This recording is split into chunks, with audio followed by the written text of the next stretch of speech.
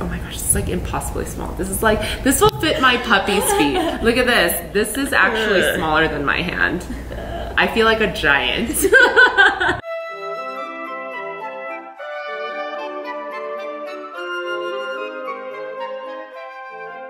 Hey, it's Josephine from the Pointe shop. I'm at Colorado Ballet right now, and I'm with Dana Benton, who is a principal at Colorado Ballet, and she's been here for 18 seasons. That's pretty incredible. We're gonna talk about her pointe shoes and what she does to them, what kind of pointe shoes she wears, and how that can help you. Well, I'm wearing Freed Classics wine glass, and they're custom fit for me just recently. They're XXX, because I have nice wide feet with bunions. Deep vamp, wing block, all that to kind of keep them nice and hard as long as possible. They also put in my shank an extra layer of glue so that they last a little bit longer, as well as in the tip. This is a pretty hard Freed. So you usually kill the shoes at the box first. So this is different with a lot of dancers. Some dancers will break it in the shank and some dancers will break it in the box, but it seems like from all of your customs that you're pretty hard on your shoes. Yes. You can either get a tilted platform or you can get a flat platform. So one of Dana's customs is to get it 90 degrees. There's also a version of Freeds called a 90, like a Classic Pro 90. That just means that it comes already flat.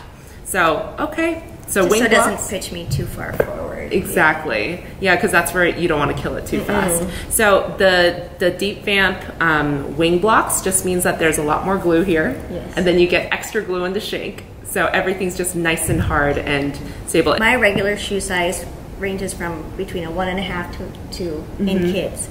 And these are 1.5s. So teeny tiny. Very small. Very small feet. That's why they needed to be made for me. Yes, because normally it's really hard to get a really small shoe that's really hard. So they probably are like, who is this person? Like, oh, you're a principal? You're not a kid?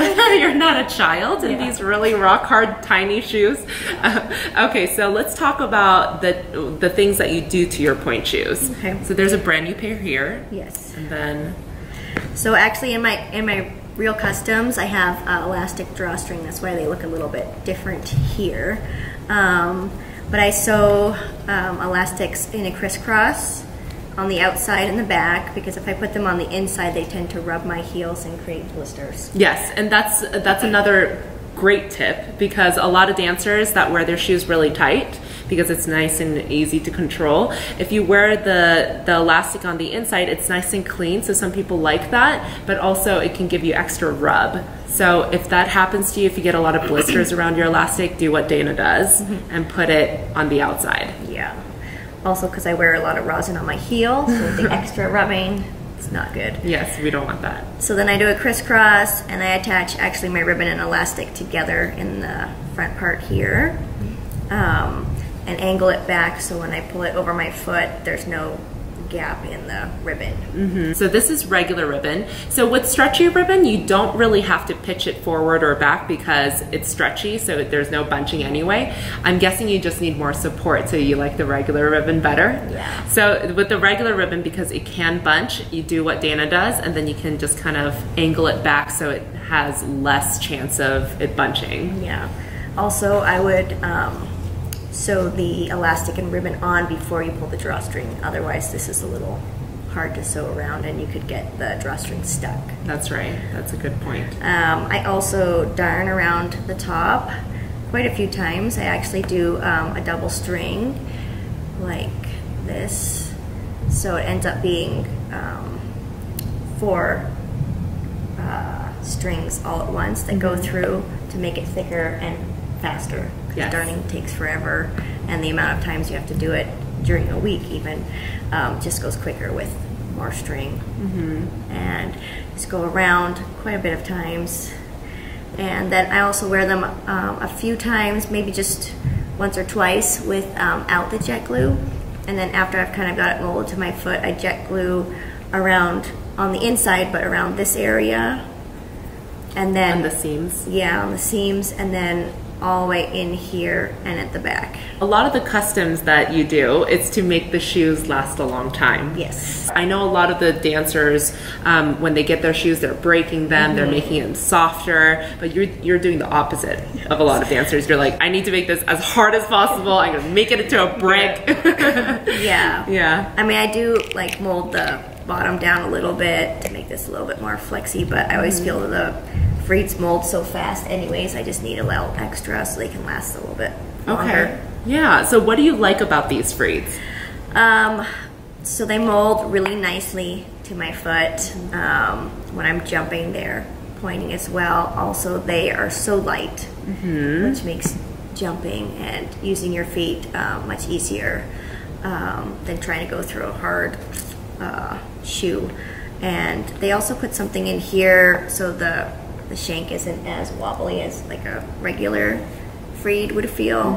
So I don't know exactly what they did, but it's like flatter. It's flatter. So that's another thing that you might notice. If you're a dancer that's just going on pointe, you might find that even when you're on flat, when you're in pointe shoes, it's really hard to kind of balance. So that's something that's really good to know. You can actually get a custom that shaves it down a little bit so it's flat on the floor. So all of the just standing on flat was a lot easier instead of that like boat back and forth feeling. Yeah. And then I just mush a little bit like around the bunion area and a little bit up here, just so that my demi pointe doesn't feel like it's digging into my metatarsals.